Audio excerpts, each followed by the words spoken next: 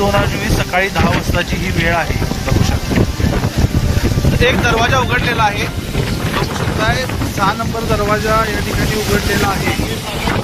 6 नंबरचा दरवाजा जाणाऱ्या रस्त्यावर उघडलेला आहे. शिरोळ तालुक्यातील कृष्णा, पंचगंगासह अन्य नद्यांच्या पाणी पातळीत दिवसेंदिवस वाढ होते. महापूर येणार ही भीती तालुक्यातील नागरिकात घर करू लागले.